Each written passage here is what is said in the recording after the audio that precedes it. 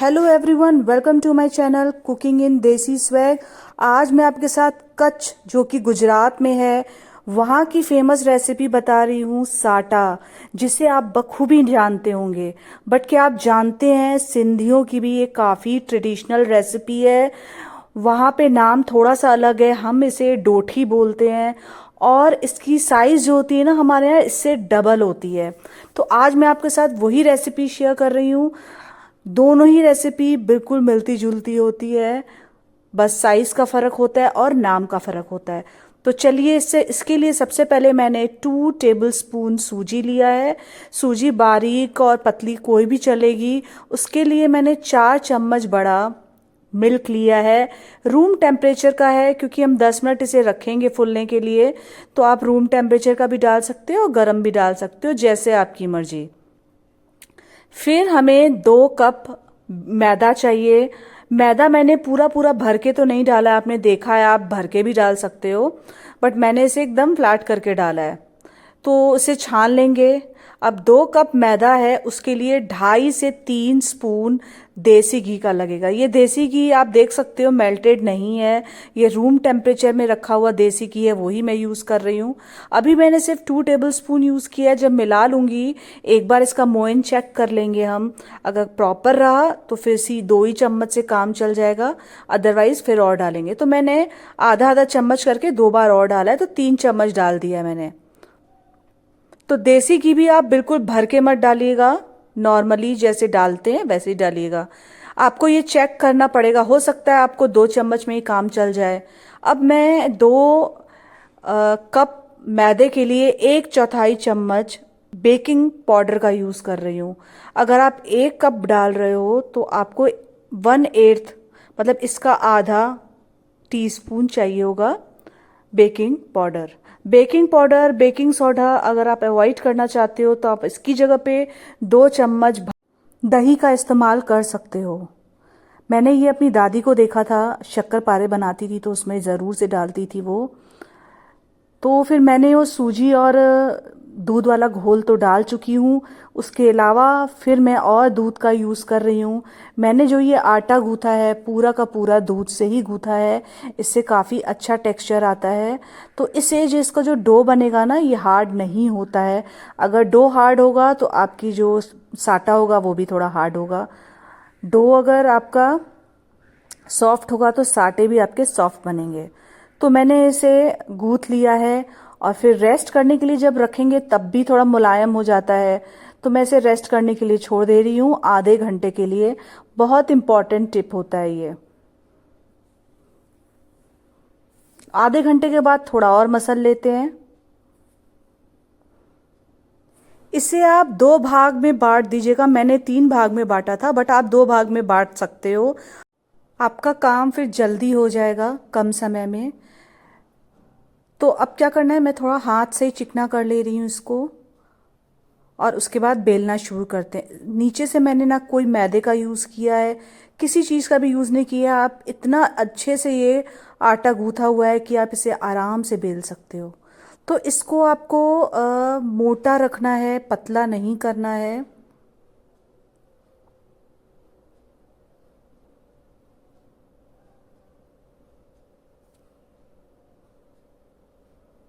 अब आप किसी भी ग्लास की सहायता से या किसी की भी सहायता से इसे कट लगा लीजिए, आपके पास जो साइज़ चाहिए।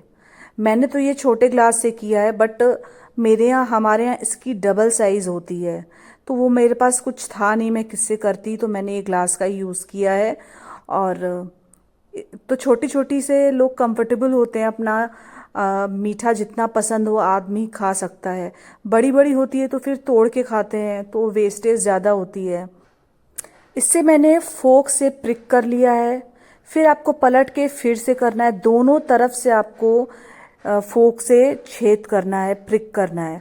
और जब आप छेद करोगे तो हल्के हल्के हाथ से मत करना, थोड़ा सा कर लीजिएगा। अगर हल्के हाथ से करेंगे तो पुड़ी की तरह फूल भी सकती है, तो ध्यान दीजिएगा। इसका टेम्परेचर आप देखिए, से बबल्स आ रहे हैं इसमें, इतना लो टेम्परेचर है इसका। इसको हाई बहुत तेल को गरम करके बिल्कुल नहीं डालना है, आपको एकदम मीडियम हॉट होना चाहिए। आपको डालना है और इसे छोड़ देना है आपको। ये सारी जितने भी साटे हैं ना वो अपने आप ऊपर आ जाएंगे।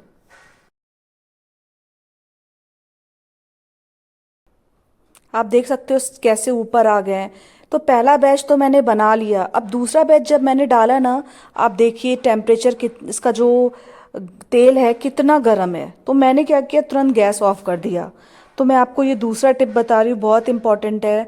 तेल काफ़ी गर्म हो जाता है जब हम बनाते रहते हैं। तो मैंने कम कर दिया। फिर उसके बाद थोड़ी देर बाद, लगभग 20 सेकंड के बाद फिर से गैस ऑन किया है। बस फ़र्क यही होता है कि अंदर से कच्ची ना रह जाए, इसी वजह से ऑयल को ज़्यादा गर्म नहीं रखते हैं। अदरवाइज़ वो तुरंत ब्राउन होके बाहर निकल आएगी, बाहर से तो क्रिस्प हो जाएगी, अंदर से कच्ची रह जाएगी। अब आप देखिए मैं इसको अलट पलट करके इसी तरह से बना लूँगी। और लास्ट में थोड़ा बहुत जो बच गया था उसको अपने हाथों से भी आप इस तरीके से गोल गोल करके इस तरीके से बना सकते हो, हाथों से फैला के। तो मैंने 2-3 इस तरीके से भी बना लिया लास्ट में, जो आटा बच गया था। हाथों से दबा दबा के इसको शेप दे देंगे। अब आप देख सकते हो ये अच्छे से ब्राउन हो गई है, बिल्कुल मैंने इसको लो फ्लेम पे बनाया है।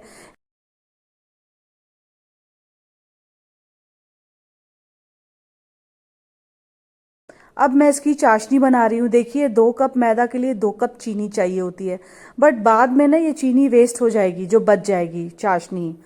वेस्ट क्या मतलब कि इसको क्या करेंगे हम, फिर हमें इसको चाय में डालनी पड़ेगी, कुछ कुछ करना पड़ेगा। तो इससे अच्छा मैंने क्या किया है, 1.5 कप चीनी का यूज़ किया है मैंने, और उसमें पानी डाला है 3/4 कप पानी। 2 कप मैदा के लिए मैंने कितना, 1.5 कप चीनी का यूज़ किया है, 3/4 कप मैंने वाटर का यूज़ किया है। और इसको इसी तरीके से तो मिलाते रहेंगे। अब आप देख सकते हो मैंने ड्राई फ्रूट्स को काट लिया है, पिस्ता को, और मैंने सूखे हुए रोज़ पेटल्स भी रखे हैं साइड में। इसको डेकोरेशन के लिए रोज़ पेटल्स बहुत इंपॉर्टेंट होता है। अब मैंने इसको अच्छे से उबाल लिया है। एक तार बनाना चेक कर ले रहे हैं एक बार। जैसे ही एक तार बनती है तो 2 तार बनने में कुछ कम ही समय लगता है। अब आप देखिए 1 तार बन गई है ये अच्छे से। अब बस थोड़ा ही समय बाकी है कि ये 2 तार बन जाएगी। तो 2 तार अगर आपको नहीं समझ में आ रहा है कैसे बनता है, तो आप एक बार चाशनी को बार बार ऐसे देखिए, तो आप देखिएगा एक लंबी सी तार दिख रही है आपको। ड्रॉप देखिए अब कैसे ड्रॉप गिर रहा है इसका। तो इसका मतलब ये चाशनी अच्छी खासी गाढ़ी हो गई है। 1 तार बनाना तो काफ़ी आसान होता है, हम बना लेते हैं फटाफट। पर 2 तार जो होती है ना, थोड़ी सी और गाढ़ी होती है।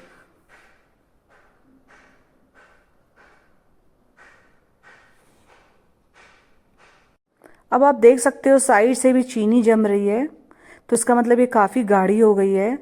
इस चीनी को निकालने की ज़रूरत नहीं है, बस मैं आपको दिखाने के लिए दिखा रही थी। अब आप इसकी ड्रॉप्स, थोड़ा ड्रॉप्स पे अब ध्यान दीजिए। पहले क्या था, बिल्कुल कंटिन्यू ड्रॉप गिर रहा था। अब क्या होता है, जब गाढ़ी हो जाएगी ना तो थोड़ा समय लेगी गिरने में ड्रॉप।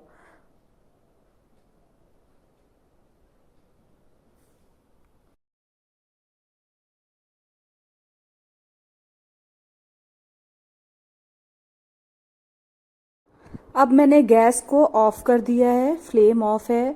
अब आप इसे एक प्लेट में अच्छे से ग्रीस कर लीजिए, क्योंकि इसके ऊपर जब हम बनाएंगे तो ये चीनी जो है वो प्लेट में चिपक जाएगी, तो फिर निकालना मुश्किल हो जाएगा आपको साटा। तो अब क्या करना है, ये जो चाशनी है वो हल्की सी ठंडी हुई है, मतलब लगभग गर्म ही है, 10% ठंडी हो गई है। और अब क्या करना है, जो स्टार्टिंग में जो मैं बनाऊंगी ना और बाद में जो बनाऊंगी लास्ट में, इसका इतना ज़्यादा डिफरेंस होता है। मैं आपको दिखा दे रही हूँ। जैसे जैसे गाढ़ी होगी ना चाशनी, और बेटर ही रिजल्ट आएगा। अब आप देखिए मैंने इसको अलट पलट अच्छे से कर लिया है और इसको निकाल लूँगी। इसमें जो चाशनी की परत आई है, मतलब लेयरिंग आई है, बहुत पतली पतली आई है, क्योंकि अभी ये हल्की सी क्या कहते हैं, लूज है, थिन है। तो अब जैसे जैसे गाढ़ी होगी ना, आप देखिएगा बाकी साटे और इस साटों में डिफरेंस आएगा। तो मैंने क्या किया है, जल्दी जल्दी सबको इस तरीके से अलट पलट करके दोनों तरफ से अच्छे से चाशनी में डुबा दिया है। अगर आप चाहें ना, दूध वाला टोपा जो होता है ना जिसमें मिल्क बॉईल करते हैं, आप स्टील का हो तो आप उसमें चाशनी बनाइएगा तो और बेटर रिजल्ट आएगा। अब मैं क्या करूँगी, अब चाशनी काफ़ी अच्छे से गाढ़ी हो रही है तो अब मैं फटाफट क्या करूँगी, जो पहला था ना बैच उसमें ऊपर ऊपर से डालती जाऊँगी तो उसके ऊपर एक अच्छी सी कोटिंग आ जाएगी। ये हमारा सेकेंड बैच है।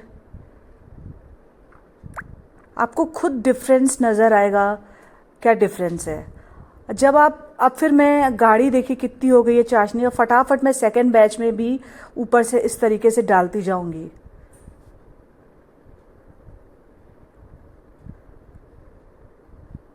और फटाफट क्या करेंगे, ऊपर से ड्राई फ्रूट्स और गुलाब की जो पत्तियां है ना वो उसमें ऊपर से डालते जाएंगे ताकि वो चिपक जाए उसके अंदर जाके। नहीं तो ड्राई फ्रूट्स इधर उधर बिखरेंगे, अगर आप सूख जाएगा तब यूज़ करोगे तो ड्राई फ्रूट्स इधर उधर बिखरते रहेंगे।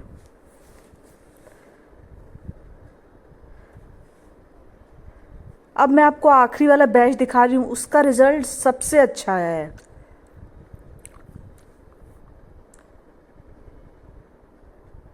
अब ये आखिरी वाला बैच है। अब देखिए जब चाशनी अच्छे से गाढ़ी हो गई ना तो उसका रिजल्ट देखिए कितना अच्छा आ रहा है। अब भी फटाफट सूख गई और एक अच्छी सी इवनली कोटिंग आई है इसके ऊपर।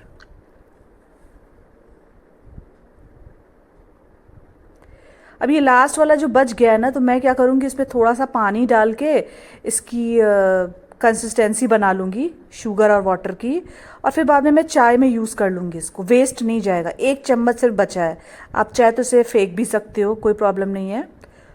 अब आप देखिए 1 घंटे के बाद इस तरीके से, एक क्या 2-3 घंटे मैंने रख दिए थे और छोड़ दिया था ऐसे ही, फिर इस तरीके से सूख गया ये। अब फोक की सहायता, नाइफ की सहायता से आप इसे निकाल लें बस, और उसके बाद आप इसे एक डब्बे में डाल लें। अब साइड साइड से मैंने एक्स्ट्रा शुगर हटा दिया है, और फिर किसी डब्बे में आप डाल के रख लें, और 15 दिन तक तो ये नहीं ख़राब होता है। और